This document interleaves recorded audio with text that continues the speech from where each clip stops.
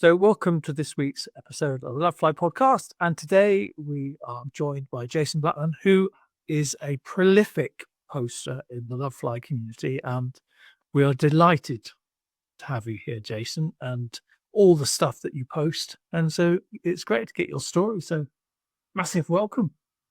Thank you very much. It is really lovely to be here, and it's lovely to meet you. And I've got to say, Lovefly is my favourite Facebook group, and I'm not just saying that. It's been really, really, really helpful for me, and it's, I guess, one of the nicest things to know is you're not alone. You know, you've got so many things in common with so many people. You know, I think often you think your fears are, are unique, but of course they're not. You know, and it's interesting to see different fears coming up as well. You know, not just the ones that I have, but all sorts of different ones as well. So it's been brilliant, and I try and religiously check in every day to see what's happening. well, thank you. All right, so let's hear a little bit about your story, then, Jason. So, tell us, tell us about your fear of flying. Tell us how you found us. To get into sort of what you've done about it as well. I suppose it all started, I think my first ever flight was as a child, and my brother lived in Canada for a while. So I think when I was about maybe 9 or 10, we took our mum and dad decided to go out and see him.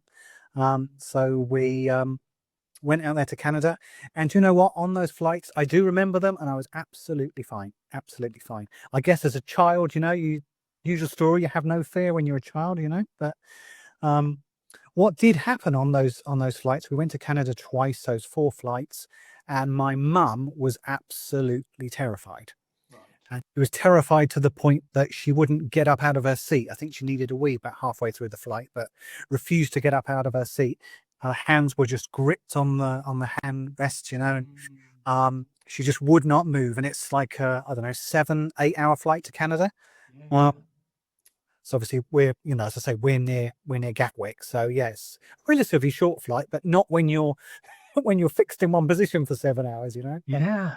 And I think when we got to Canada, my dad had to sort of prise her fingers off the handrails.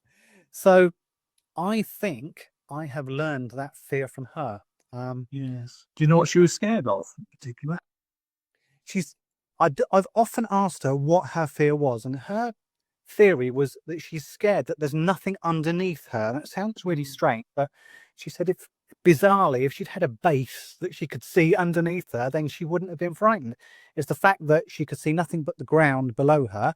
And that what did it. I said, weren't you frightened of anything going wrong? No, I knew we were going to get to Canada. I knew we were going to get home. It's just the fact that there was nothing underneath me, and that's what absolutely terrified me, which again, I guess is a new, certainly to me, it was a new thing. I don't know if that is a fear. The fact that there's nothing underneath you, I don't know. Yeah.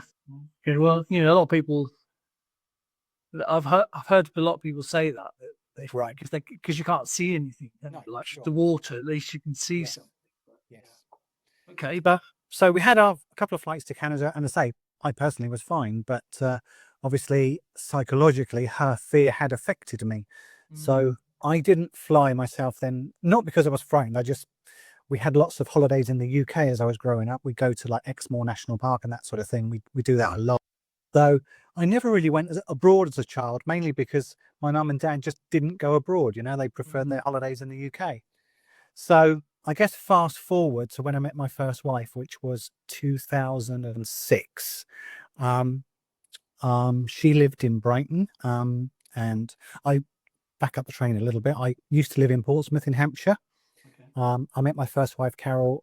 She lived in Brighton, so I moved down to Brighton, and been here ever since. But the first flight I took with Carol was to Dublin, so very, very short flight. Bearing in mind, when this happened, I hadn't flown for 20 years, 15, 20 years, I suppose.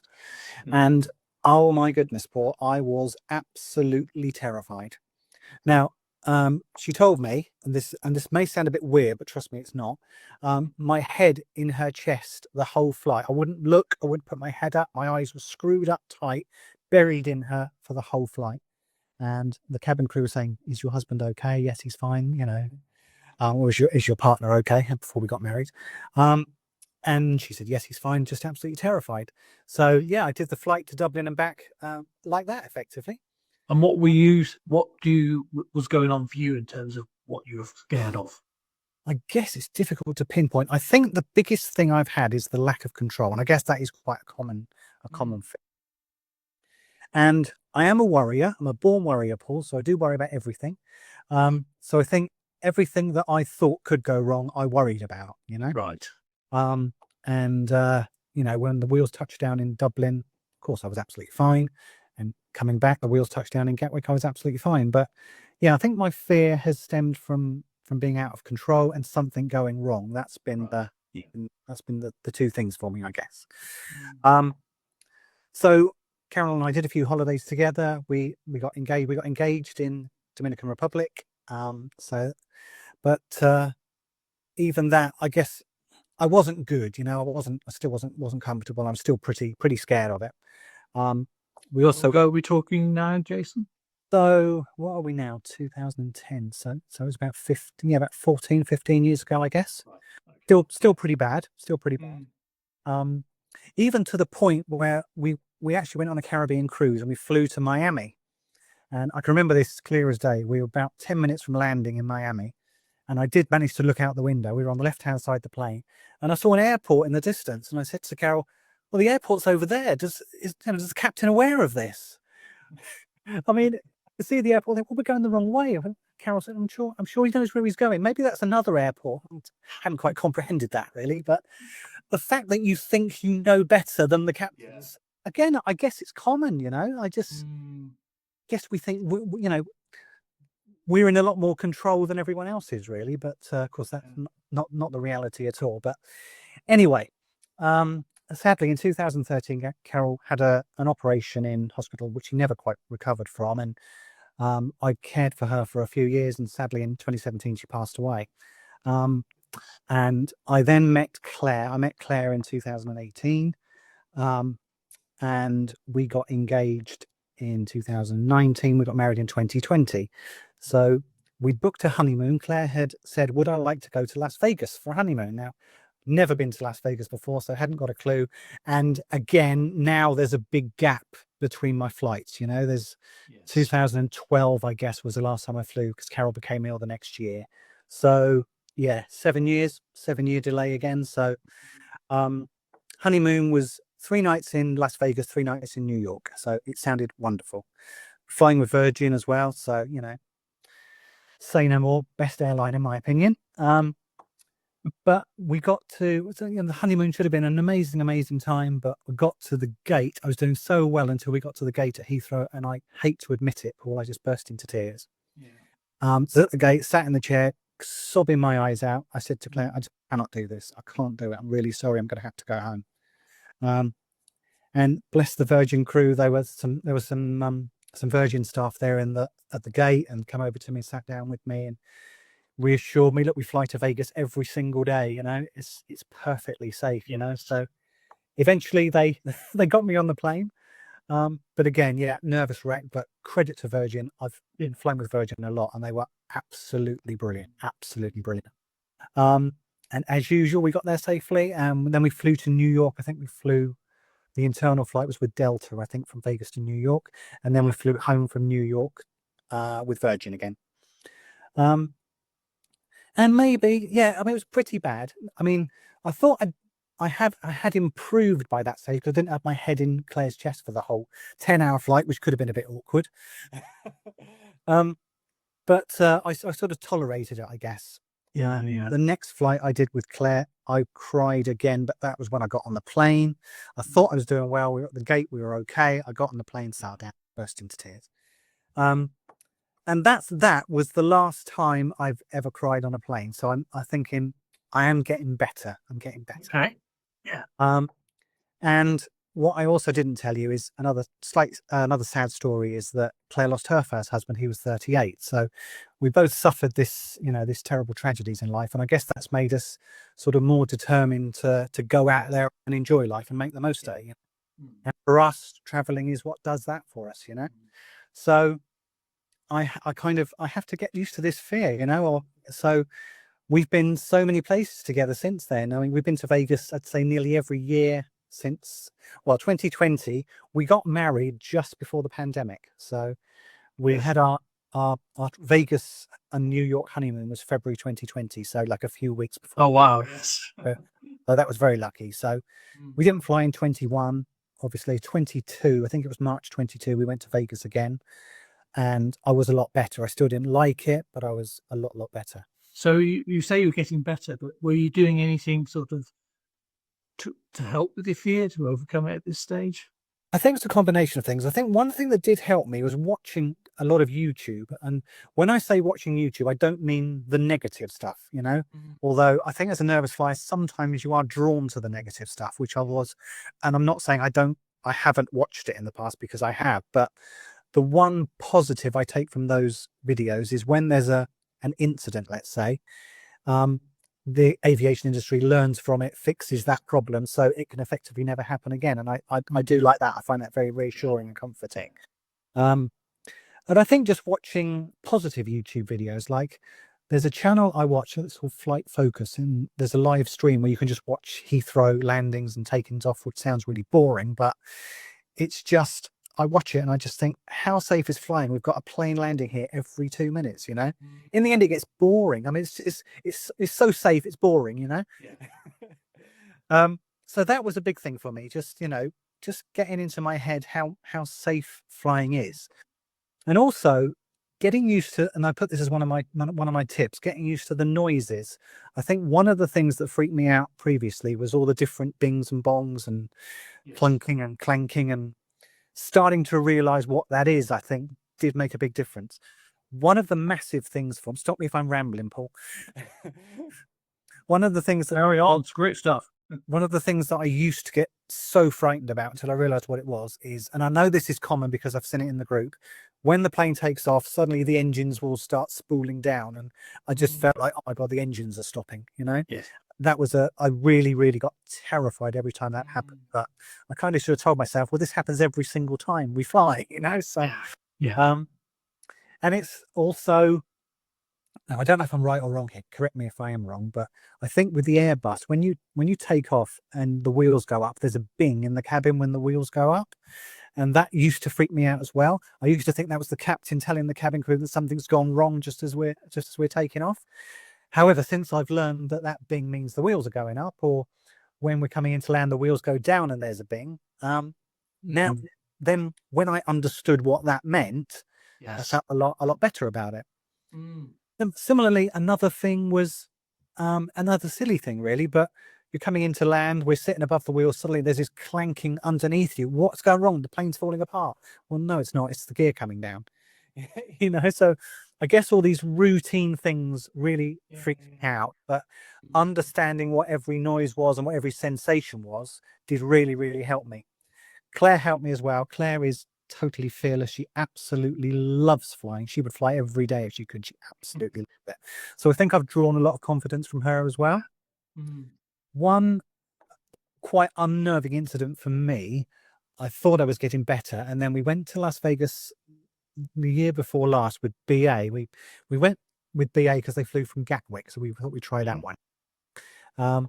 Coming home from Las Vegas with BA, we were coming into land at Gatwick, I don't know, 20, 30 seconds from landing. Suddenly the plane's engines roar and we go back up into the sky again. Go around. Yeah, go around. And I suppose I'd heard about go arounds, but I'd never experienced one before. So I said to Claire, what's happening? What's happening? The engines are going up and we're going back up in the sky again. And she's just like got her head against the window. I said, oh, really? No. She's just not bothered in the slightest. But bless the captain, he came straight on and said, in their totally relaxed manner that they do, which I think is wonderful, he just said something like, hi, folks, sorry about that. There was a plane that hadn't quite cleared the runway, so we had to go around. We'll be landing again in 5 minutes. Sure enough, 5 minutes later, lovely landing. So again, now I understand what that is. If it does happen again, which I'm sure it will if I keep flying, then I'll understand what it means. Yes. So I think really understanding, I guess, having knowledge as well. And another thing that helped me, sorry to keep sort of jumping around, but another thing that happened, one of our Vegas trips with Virgin, We had they're all lovely captains on there, but when we got to Vegas one year, the captain asked me if I'd like to have a look, had to sit in the flight deck with him after we got to Vegas. And that was an amazing experience. Must have been in there for 15 minutes for him to give up his time to do that, walk me through all the controls and basically tell me how safe it is and how routine it is for them just another day at the office. And, and I think talking to the crew helps and talking to the captain. I'm always cheeky, Paul. When I get on the plane, I'm always cheeky and say, is it okay to chat to the captain? I would say 8 out of 10 times I'm able to do that. And just chatting to the captain, because that's maybe another thing that unnerved me. If I didn't see the captain, who's this person flying me on this plane, So I think just seeing their face and just saying hi to them, just chatting with them for a couple of minutes really, really helps me. And I kind of say that to anyone that's fearful, really, is to just maybe be cheeky and just say, can I have a quick word with the captain before we leave? And it is amazing how much that helped me. And these are just normal guys, they're just doing their job. They've got, there's me, thinking that something can go wrong and I don't want to be here. But, these guys are doing it for a living. As one captain said to me once, if this was dangerous, I wouldn't do it. He said, I've got a wife, I've got a family. I want to go home tonight as well. And it puts it into perspective for me. It does. So when did you find us? When did we become part of your journey? So was it probably about a year ago, I would say. And how did you find us? What were you looking for? That's a good question, how I found you. Thank you. I think I think Facebook must have recommended, and maybe I was typing in fear of flying and your group came up, because I think I'm nearly there now with it, but I think leaving such a long gap between flights, I think doesn't help. It doesn't help me, because I think the longer the gap I leave, the worse I kind of feel when I come to fly again. And I think I got to one of these scenarios, maybe hadn't flown for a couple of years, and just sort of typed fear of flying into the search engine in Facebook, and your group came up. So I joined it and just never looked back. I just, I typed a few of my experiences on there and a few of my fears and got some great answers. And it's just nice to know that there's so many thousands of people there with the same goal effectively, and it did give me a huge comfort as well, because I think sometimes you do think you're the only person in the world to have this irrational fear, and to see so many thousands of people have the same fear as me was really, really comforting. And I must give a mention to Peter Higgins. He is just absolutely wonderful on there. I mean, the care he takes when you say you're on a flight and he does a screenshot of the flight from flight radar, I guess. It's just, he's so helpful, such a helpful guy. Well, he's amazing. He has done a lot for my fear as well. So yeah, and I guess I've just gained strength from the group really as I've been going along in the last sort of year or so. So I guess fast forward to our last year when we flew to Venice. We flew with EasyJet. I wasn't able to talk to the captain when we got on the plane, which was a bit of a shame. But when we came into land in Venice, we had absolutely thick fog. It was really, really thick fog. And we're coming into land, and the captain came over on the tannoy and said, it's really, really thick fog at Venice, so I'm going to have to ask you to turn off all your electronic devices. I don't quite know why that is, and I'm sure you do, but I just got a little bit concerned about that. And I didn't really want to look then, so I said to Claire, just tell me when you see the ground and I'll know how close we are to landing. Well, I can't see the ground at the moment. Okay. And then I heard the clunk underneath me. So the wheels are coming down and we can't see the ground. She said, it's fine. I said, but how does he know where to fly to? Yeah. So I said, tell me when you can see the ground. And we're getting closer. I know we're getting closer and closer. She said, I said, what can you see? She said, the runway. And I just found that astonishing that they were, those guys were able to land that plane having literally zero visibility. So what I did, probably on an auto land. That's right. And that's why I thought I've got to go and say thank you to these guys. And I always do that. I always think when we get off a bus, we always say thank you to the driver. So I always think, why shouldn't you say thank you to the captain when you get off a plane then, really? Yeah. So I always try and say thank you. So I went to the front. Their door was open. I said, I just wanted to say thank you. He said, come in. I said, can I just ask you a question? How did you land that plane?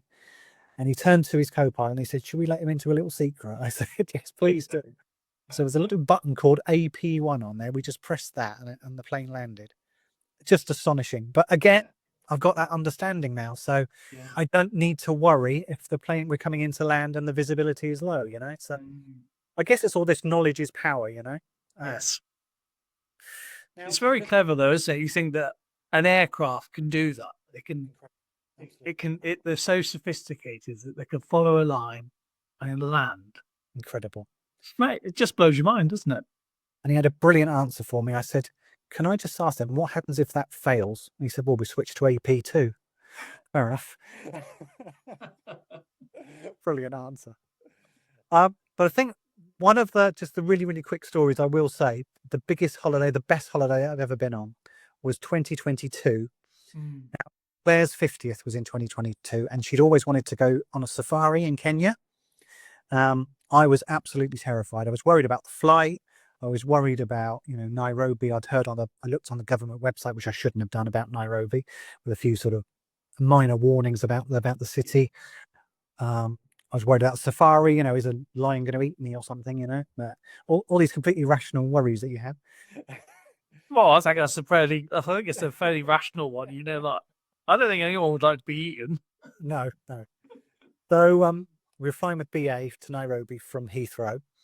And I just got myself into such a state. I just didn't want to go, but it was my wife's 50th. So I was putting on a brave face. So we got to the check-in desk at Heathrow and there was a problem. There was a problem with our booking and they didn't seem to come up on the system. So she said, there is a bit of a problem here. And in my mind, terrible as I am, Paul, and I have told Claire this, that I was actually getting relieved. We don't have to.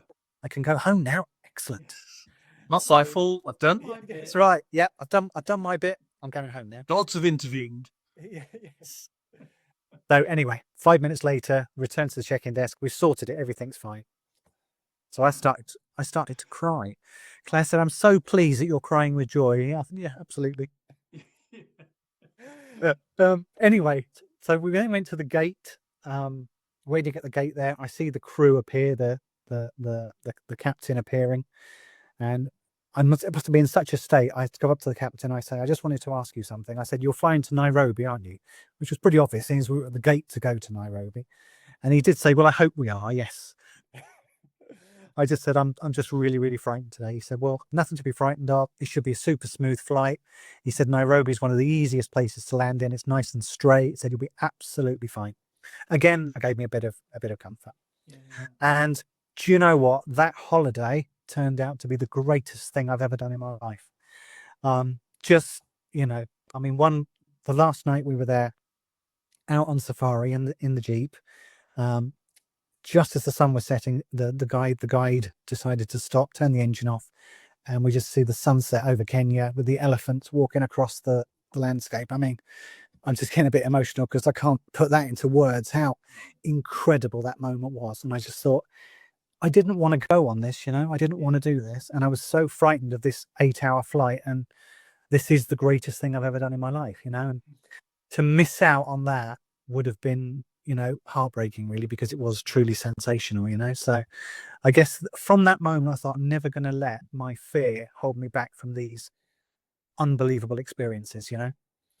And as I said to you earlier, when I was a child, we did all these holidays in the UK, and the UK is great. There's some lovely places here, but I just think for true life experiences, these are the sort of places that you want to go to, you know. Everyone's different, and I get that. And I love the amazing photos on the Lovefly group, you know. You get these lovely beaches and the Maldives we had the other day, and all beautiful places, but all not possible without doing this thing that we're so frightened of, you know. Sorry, Paul, I've just been rambling on for such a long time. Absolutely great. You know, I wanted to hear your story because, you know, I see you contribute so much in the group, and we always think, oh, what this guy's story is. You know, so there you go. It's really nice to hear it. So I guess the last thing I would say, my last flight, which was, we went to Venice again last month, and now normally, even though I am getting better, I still don't like takeoff or landing, and I still tend to close my eyes at takeoff and landing, and I really Claire's hand very tightly and sort of stop the blood rushing to her hand. I'm gripping it so tightly. So this time I said to her, I am going to try and look this time. So Yeah. I bottled it a little bit on takeoff at Gatwick. So, and I did shut my eyes. I didn't hold her hand, but I shut my eyes. Right. But then when we took off, I did look out the window. And when we arrived in Venice, Claire said to me, look, please look, because Venice is on the right-hand side as we approach. We were on the right-hand side of the plane, and you get this wonderful, wonderful view. We didn't a couple of years ago because it was thick fog, but this day last month, it was beautiful sunshine, and the view of Venice on the right-hand side of the plane. Oh my word, I'm so glad I looked. And we come into landed like butter. I said, Claire, why am I so worried? This was routine. This is so routine. Yeah. I said, right, on the flight back, I am going to watch everything. I promise. Right, I'll hold you to that, she said. So we took off from Venice. It was a bit of a cold morning. Now this is another thing that happened, which might not be familiar for some of your group. We left the gate, and the captain came over and said, we've got to de-ice the wings. It's a bit frosty in Venice this morning. So yeah, again, never had that. But that's quite a funny experience, really, when this little machine draws up to the plane and sprays all this strange green de-icer, I guess, isn't it, all over the wings? Yeah. That was a really strange but quite fun experience, I must say. Yes. And that didn't worry me at all. I didn't suddenly think, oh my word, the wings are they going to frost over? You know, I didn't think. And I say it wasn't freezing cold. It was just a slightly cold morning, and I guess that was just a precaution. Yes. So the time came to take off from Venice, and I said, right, I'm not holding your hand. I'm not closing my eyes. I'm going to watch. And I watched take off perfectly. And I posted a video, if you saw it, of me on the cruise with a coffee in my hand as we were flying over the Alps. That's right. Yeah. And then we came into Gatwick. I said, right, I am going to watch everything. So we crossed the channel. I think we watched on the map later. We'd cross over sort of Bexhill-on-Sea area, that sort of area.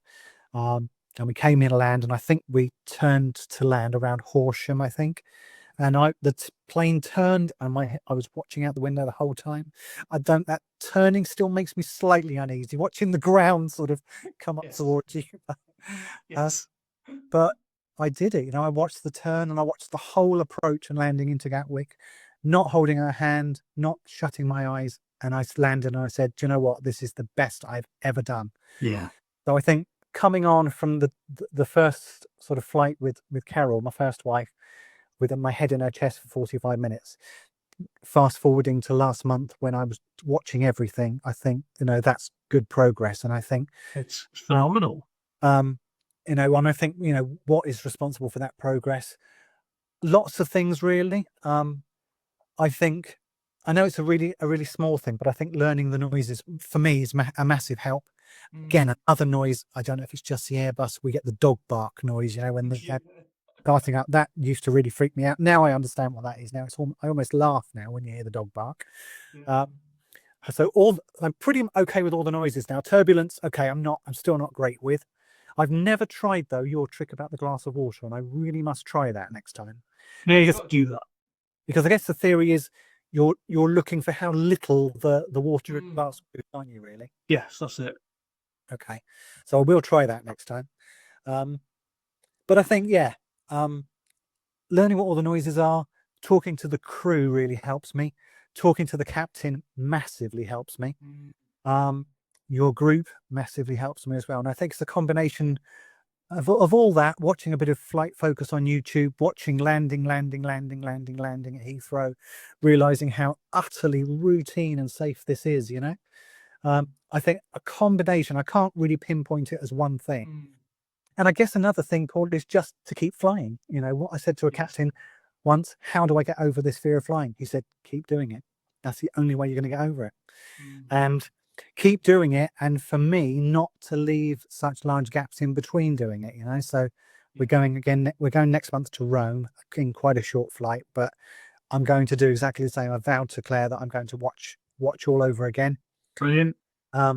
So my journey is definitely a success story, but as far as pinpointing one thing, I can't really do that. But I think I mean, I wrote down my 5 tips here. I've put talk to crew. That's massively good. The crew, certainly I've experienced on Virgin, are incredible, and they will look after you. Talking to the captain, I've even had the captain actually come out to me mid-flight to see if I was okay, and incredible. Like, get back, fly the airplane.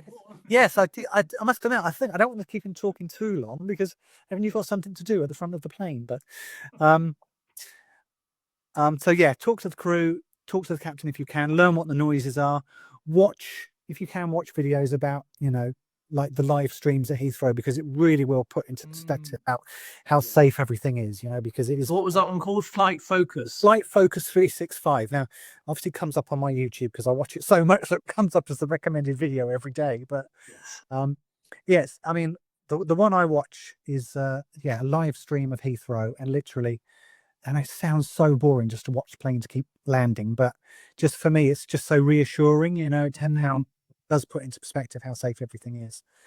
So that's the 4th one. And 5, I put talk. Now, I do like talking, as you probably tell from how I've been the last half an hour.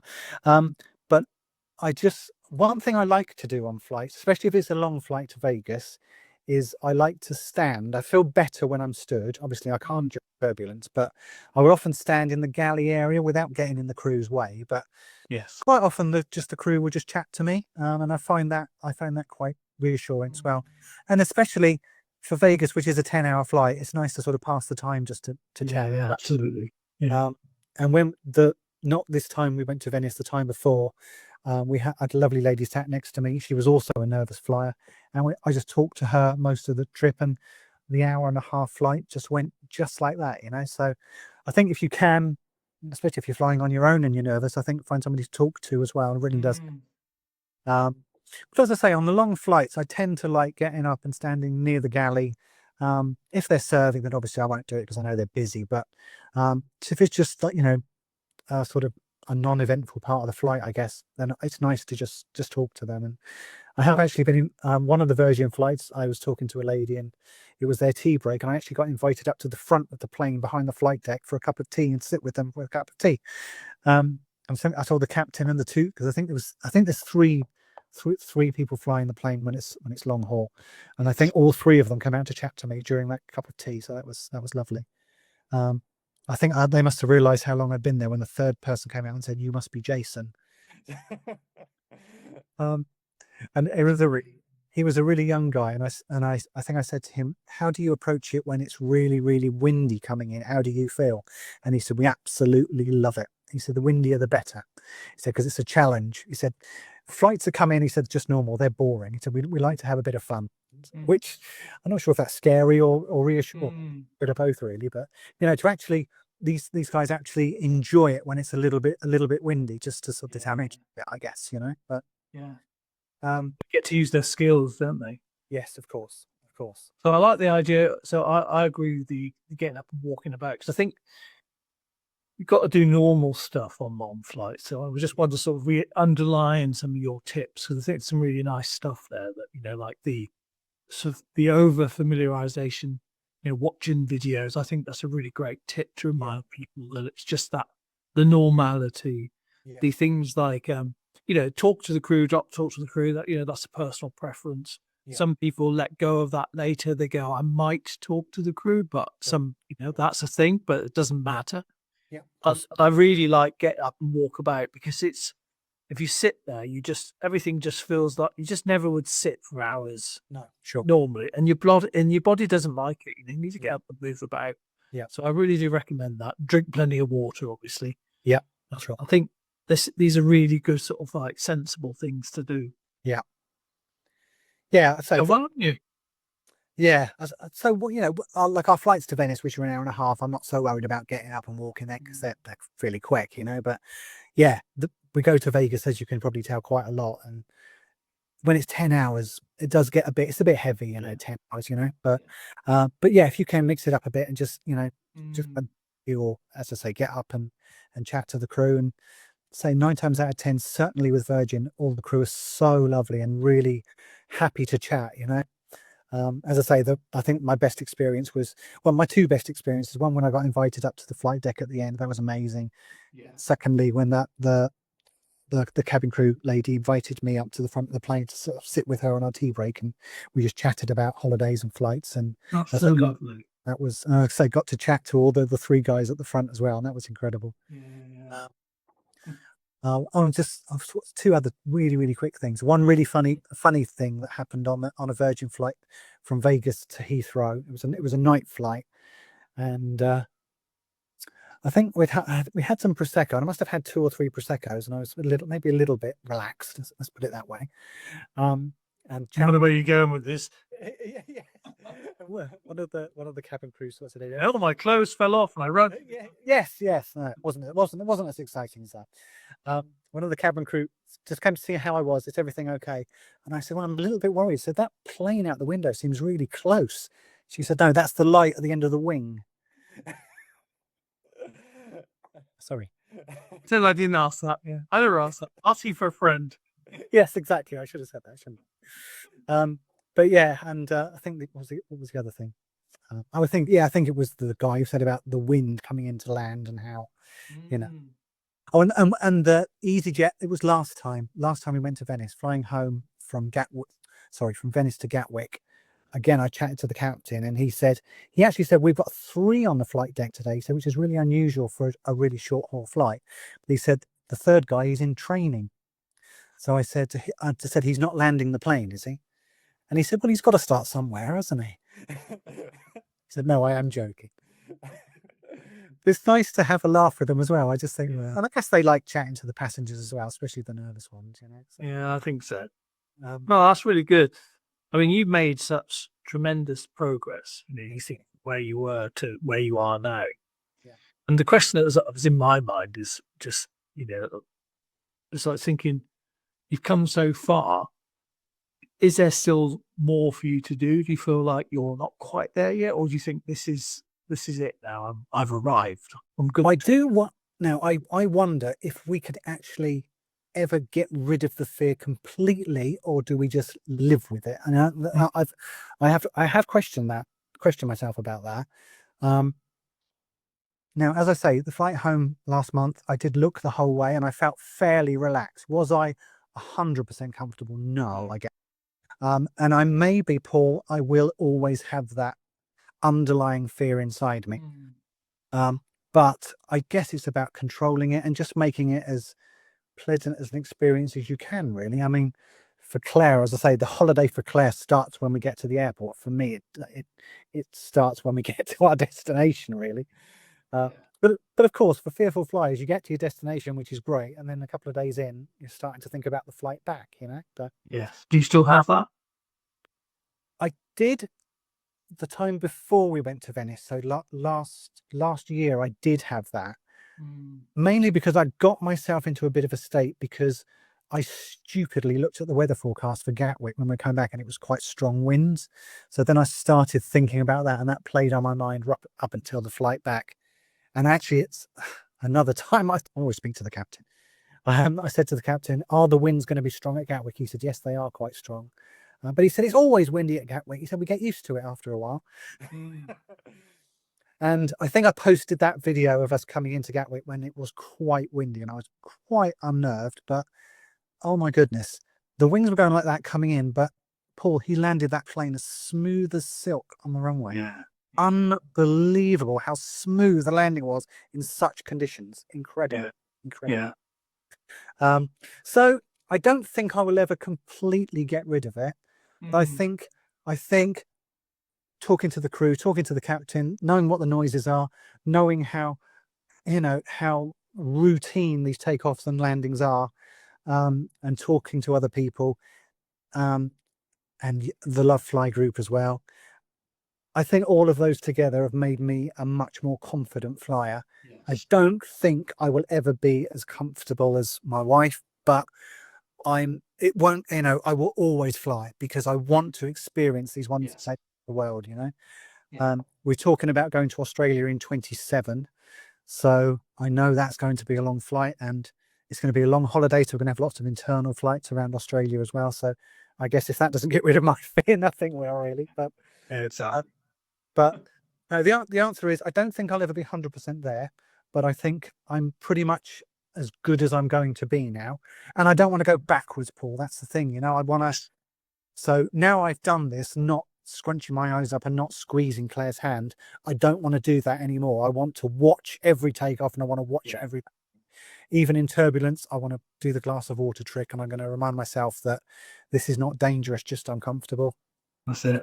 And just go from there, and just experience as much of the world as we can together, and just share some amazing experiences. Because you know, for these amazing places we love, Kenya, Las Vegas, Australia, we can't do these without flying, you know. And that's what I always tell myself. And so we've got to fly, you know, we've got to fly to do these things. So let's make it as joyful as we possibly can. I love that. That's like that's your ending there, isn't it? Yeah. It's 45 minutes. I can never talk for 45 minutes before. Wow. Well, it's, you know, it's once people get chatting about it, and you have to think that when you're going through all this, as you're retelling your story, in there are loads of little nuggets, and you don't actually know which bits are going to be useful. I'm glad you said all you said. And there might be a little phrase or little technique that you've done. So I haven't heard of that streaming. I've heard of other ones, Big Jet TV and all that lot, but aviation, but I haven't seen that one. Flight Focus 365. So it is. So there you go. Got something else you can watch. I do really recommend that if you listen to Jason and think, where he was and where he is now, and you can see if you're in the Lovefly community, that's how much he's posting and what he's talking about. So, check it out. And I think, kind of my little Venice video. You must tell me if I get too much on the group, but my little Venice video, I just suddenly thought, this is why I fly. And I thought, what a lovely slogan to have. And I'm really pleased. It's been used quite a lot lately, and I really love it. But it's just so true. Let's all photograph or video these beautiful places that we go to. This is why I fly. It just makes sense. Well, I want to suffocate the group with positivity, so you can't do too much of that stuff. And I think that it's so easy, with other stuff. The media doesn't do Noah's flyers any favors. No, it doesn't. It's the way they report. Sometimes it's a bit cheeky, but I think, in our group, all people to be able to get just loads of reminders why it matters and why we bother doing it. Yeah, sure. Thank you. Yeah. It's been a pleasure. It's been really lovely talking to you. Really lovely to meet you, Paul. Yeah, and you, Jason. Thanks for all you do. And thanks for all the positive posts, and keep doing them. I don't think we do too many, just keep it up. I will. Very, very appreciated. No, not at all. And I look forward to hearing the day when you tell me about the water trick, when you do that one. Yes. I can't take any credit for it. It was one of our very early captains, a guy called Captain Norman Lewes. Right. Who sadly died in 2000, but he, flying Spitfire of all things, but he taught us that. So the first few years he ran all the courses, and he was, and he said that. I thought, it's true actually, because you just don't think about these. No, sure. These really nice logical things. So you've got your own little spirit level. Yes, of course. Yeah, sure. Yeah, absolutely. And I'm also I've signed up to the Gatwick list, so I'm looking forward to hopefully I'll be able to come along to that. I'd really enjoy that. Oh, fantastic! Yeah, we are trying. I won't bore you with the details, but we are trying to get a venue. The list is quite big at the moment. Okay. I check it every couple of days, and I'm like, there's more people on there. So I really hope that we soon can say something, because it would be just lovely to get. And I really like it. So I get to meet lots of people that I see. So we'll get to meet you in person. They go like, hello. Yeah, exactly. Now it'll be really good. I'm really looking forward to it. Yeah. Okay. Well, fingers crossed, Jason. We'll get somewhere. We're trying 2 venues at the moment. We got the Virgin one in the offing, but okay. But we're also looking at another one. So we'll see. All right. We'll see. Brilliant. Yes, but hopefully people who've got their name down like yourselves will give us a bit of time. We haven't forgotten about it. It's just no, I know, absolutely. No, it's be good. Really looking forward to it. Well, Jason, with your Virgin themed room in the background, indeed. I was just saying earlier, Flyman Simon always has like a little purpley light in the back. So if you watch it, it's like Instagrams or TikToks. He does the same, but yours is actually, you haven't bought a portable purple light. You're not on brand. No, indeed. No. But thank you. Thank you very much. And Thanks, Paul. All right, speak soon. look out for you in the group. Excellent. See you later. Bye bye. Thanks.